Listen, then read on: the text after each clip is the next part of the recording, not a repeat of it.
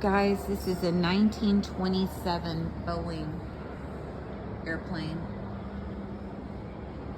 1927, those are the wings. That's a little cockpit. How cool is this? 1927 Boeing. This is a 1928 Ford 48T. Wow. 1928.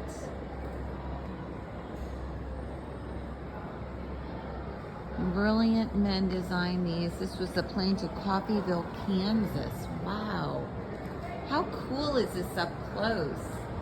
Look at all the people you could sit in there.